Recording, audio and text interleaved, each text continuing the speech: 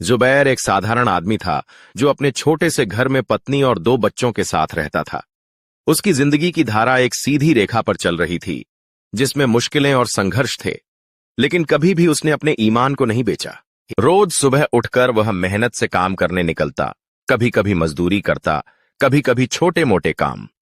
उसकी मेहनत से जो भी मिलता उसी में संतोष कर लेता। लेकिन इस बार हालात ने उसे एक कठिन मोड़ पर ला खड़ा किया था। एक दिन जब शाम का सूरज ढलने लगा, जुबैर ने महसूस किया कि उसके घर में खाने के लिए कुछ नहीं था। उसकी पत्नी ने उसे कहा, जुबैर, बच्चों को भूख लगी है, क्या तुम कुछ ला सकते हो? जुबैर का दिल तड़प उठा। वह जानता था कि उसके पास पैसे नहीं थे।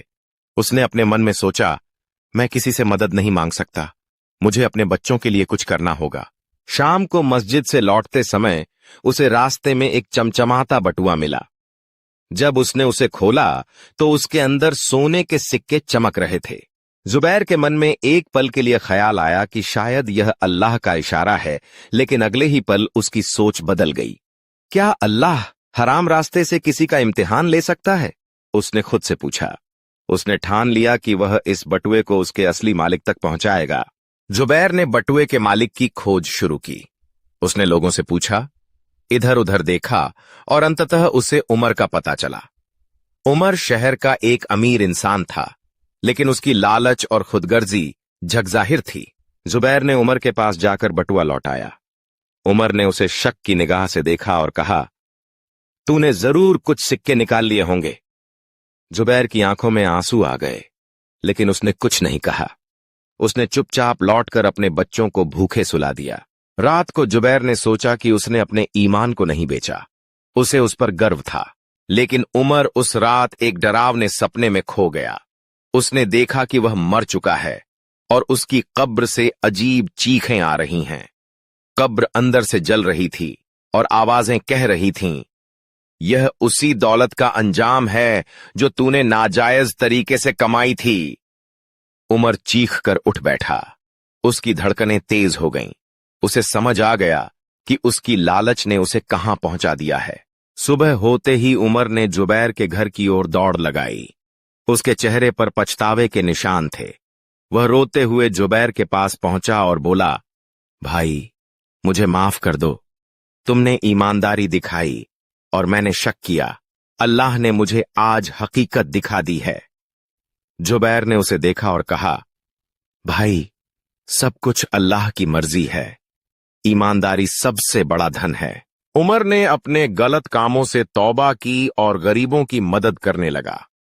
उसने जुबैर के परिवार की मदद की और धीरे धीरे उसने अपनी सोच में बदलाव लाया। वह जान गया था कि असली अमीरी ईमानदारी और नेकदिली में है। जुबैर ने उसे बताया कि हर इंसान को अपनी कमाई और अपने कर्मों का हिसाब देना होगा। जुबैर ने अपने बच्चों को यही सिखाया कि ईमानदारी सबसे बड़ी दौलत है। उन्होंने अपने पिता के सिद्धांतों को अपने जीवन में उतारने का प्रयास किया। उमर ने भी अपनी जिंदगी को बदलने का संकल्प लिया। उसने गरीबों के लिए एक चैरिटी शुरू की, जिससे जुबैर जैसे और लोग भी मदद पा सकें। वह जानता था कि उसकी दौलत अब उसकी नहीं, बल्कि उन लोगों की है जिन्हें उसकी मदद की जरूरत थी। उसने अपनी जिंदगी को एक नई दिशा दी और अब वह जुबैर के साथ मिलकर गरीबों की मदद करने में लगा रहा।